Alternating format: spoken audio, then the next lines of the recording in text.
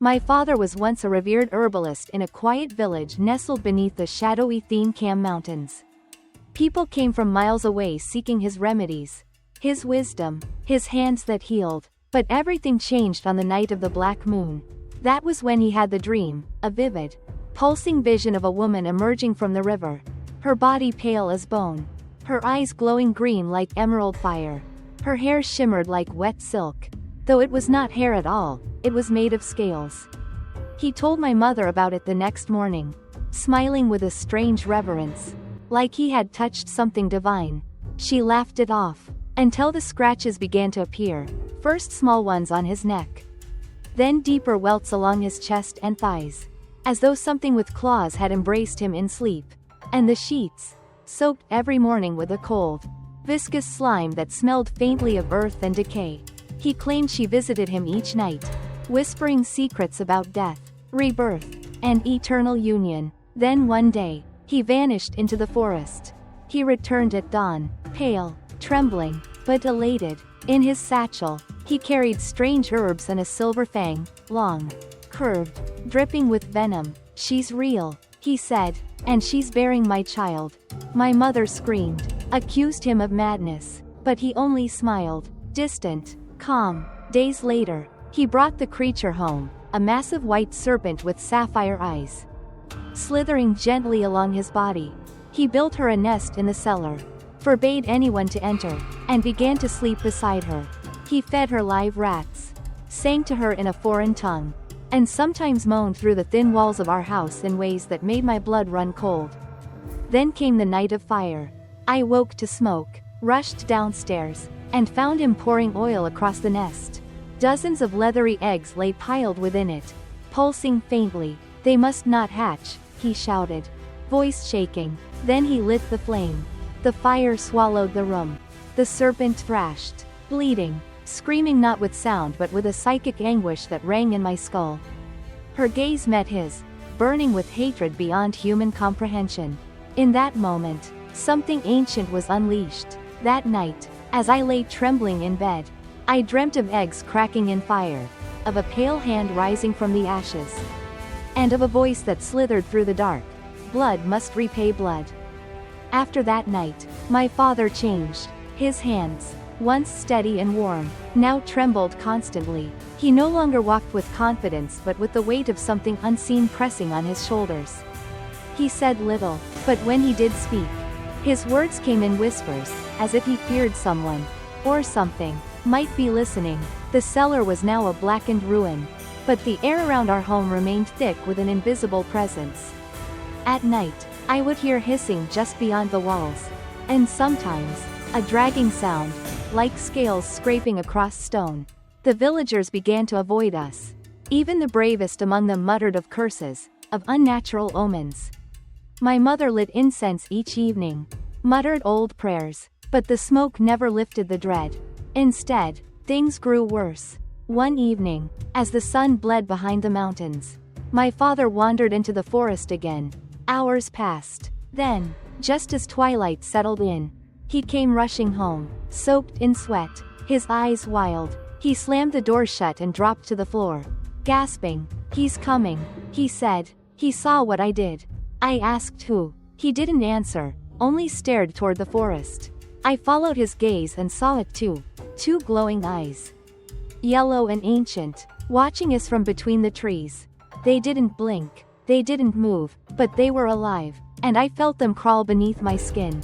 Later that night, he locked himself in the cellar despite the scorch marks and ashes. He carved symbols into the floor, lit black candles, and smeared his blood across the walls. "He must not take me," he kept repeating. "He must not take me."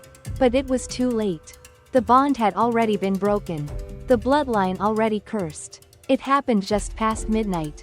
I was awoken by a thud, a heavy, final sound. Rushing downstairs, I found my father collapsed on the floor. His skin had turned gray, stretched too tightly across his bones. His mouth was open, frozen mid-scream. I called out for my mother, but she too was silent, staring blankly at his body. Then, as I stepped closer, I heard something moving inside him, a faint slither. Before I could act, Something wet and pale emerged from his throat. A snake. Small at first, but quickly growing as it poured itself from his lifeless mouth. Like water uncoiling. My mother screamed and stumbled back, but the serpent launched itself at her and sank its fangs deep into her neck. She convulsed, fell, and within seconds, her face turned purple, her limbs twitched as if pulled by invisible strings. I couldn't move. All I could do was watch as the snake slithered calmly away, disappearing into the shadows. When I turned back to my mother, she was still. Her eyes were open, but not hers anymore. Something else stared through them. I buried them the next morning beneath the old banyan tree behind our house. No priest would come. No neighbors dared approach. I stood alone, just a girl, with a shovel and a storm overhead. And as the wind howled through the trees, I heard it again, a whisper in the earth. The blood has been taken, but the debt is not yet paid. That night, I found scales beneath my skin.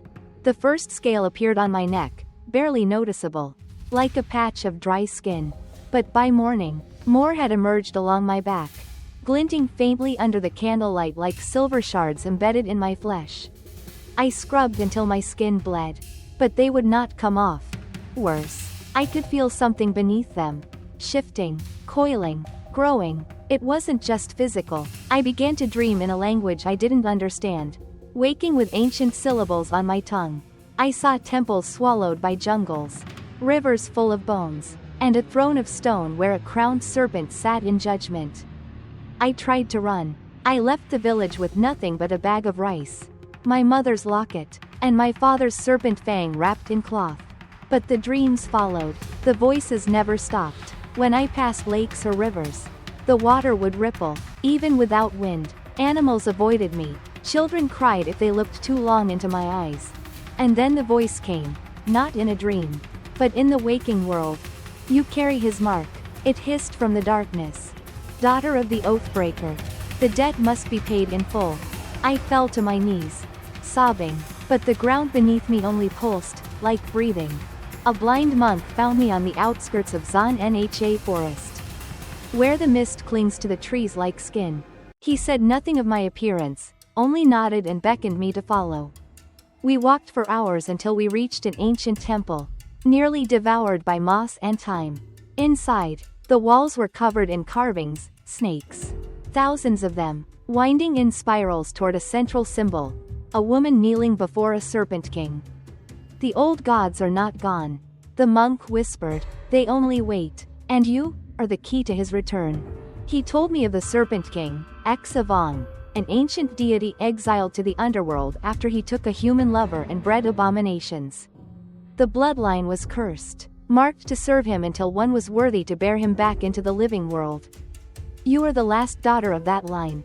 I begged him to help me, to remove the curse. He shook his head. You cannot run from your scales, but you can choose how they grow. That night, I sat before a stone basin. He mixed herbs, oils, and venom. I drank, and the visions came, clearer than before. I saw my father, burning, my mother, eyes clouded. I saw the Serpent King beneath the earth, awake, his body coiled around a beating heart the size of a house. And he saw me. The next morning, the monk was dead. No wounds, no struggle, just a single silver scale on his forehead, and his body curled in the shape of a serpent. I left the temple and wandered the jungle in silence, guided only by instinct and the sound of drums that came from nowhere. On the third night, beneath a blood-red moon, I reached a clearing. In the center stood an altar, smooth, black stone, still wet with some unknown fluid. Waiting beside it was him, the Serpent King. Not a man, not a beast, something in between. His eyes glowed gold, and his voice echoed inside my bones. You are ready. The blood that killed my children now births their queen. I tried to resist, but my body betrayed me. My veins burned, my tongue split, my arms coiled like serpents. I screamed, but no sound escaped. He stepped closer. You are the debt, and now, you are the bride. He kissed my forehead. The ground split open, and I fell into a womb of earth and darkness. Into his kingdom, into his will. I do not know how long I drifted in the dark, Time did not pass the same way beneath the earth. My body was no longer mine, it had become something else. My skin was now scaled entirely.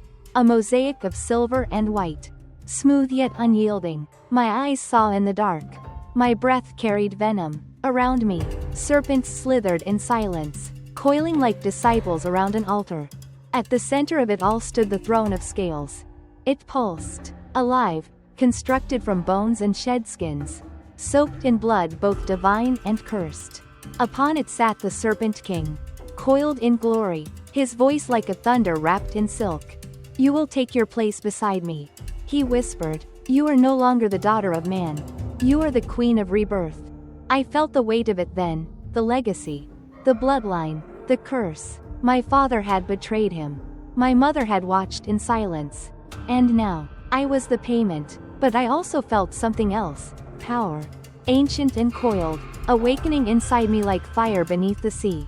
And deep within that power, a seed of doubt. Could I bend this fate?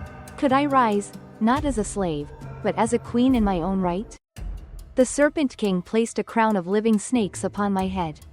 They slithered into my scalp, hissed softly, and coiled into my soul.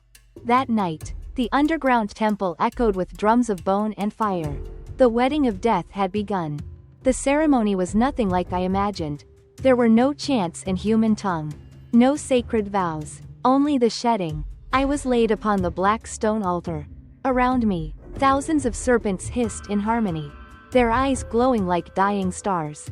The Serpent King uncoiled, rising to his full, terrifying height, towering and divine, his body radiating heat and madness. As he approached, my body convulsed. My old skin cracked and peeled away, curling at the edges like burnt paper. Beneath it was something new, something not human. "You are no longer prey," he said. "You are mine."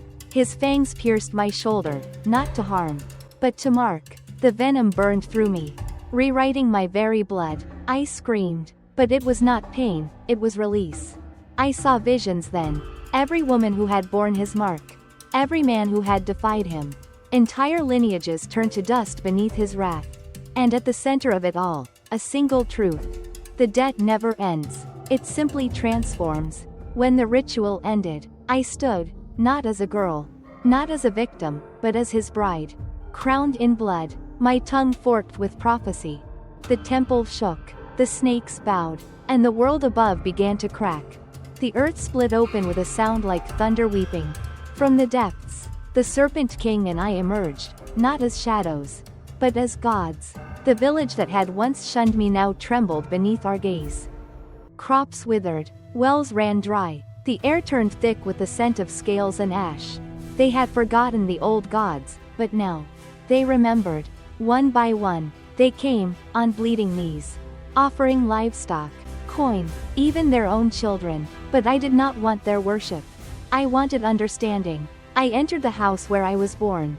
My parents' scent lingered in the walls, burnt herbs, rice wine, tears. I stood in the cellar where the nest once burned. And I wept, not for them, but for what I had become. That night, I sat beneath the banyan tree where I had buried them. "You gave me to the dark," I whispered. "Now the dark is all I know." Behind me, the Serpent King coiled silently. "There is no return," he said, "only rain." I turned toward him. The wind howled, and I smiled. With every moon, our power grew. The villagers no longer dared to speak my name aloud. They whispered instead of the Serpent Queen, the girl with scaled skin who ruled beside a god. Crops twisted into grotesque forms. Half fruit, half meat. Babies were born with slit pupils and flicking tongues. The ground itself shifted, alive beneath their feet. But fear, like rot, spreads. One night, a group of exorcists came, priests, monks, and magicians from the north, armed with talismans and chants carved into bone. They brought fire, salt, and sacred steel. They thought they could banish us. They were wrong. As they circled our temple, I descended from the stone spire, my gown of skin trailing behind me like a river of death. The Serpent King rose behind me, vast and endless, his body wrapping the sky. "You cannot banish what has been reborn," I told them. "You cannot chain a god. One by one, the exorcists screamed as their bodies bloated and burst with serpents from within, each snake carrying a memory. A sin, a secret never spoken aloud. I watched with cold eyes, my hands raised not in mercy, but in judgment. The world would know the name of the one they betrayed, and it would burn it in fear. But victory is never without consequence. I began to dream again, only now. It was of my past self. The girl before the curse. The daughter, the orphan, the child who just wanted love. She would stare at me from within mirrors, from puddles, from serpent eyes, silent, hollow, accusing. You let them take everything, she whispered. Then you became everything they feared. My body began to change again. The scales spread to my face. My voice grew strange, slippery with sibilance. I no longer cried, I no longer bled, and the people no longer saw me as a queen, but as a monster. Even the Serpent King watched with unease. You are becoming more than what I made, he hissed. More than me. For the first time, he feared. That was when I knew. This was never about vengeance or justice. It was about becoming. About transcending the chains of blood, gods, and curses. And so, I turned on him. The final battle was not with fire or swords, but with will.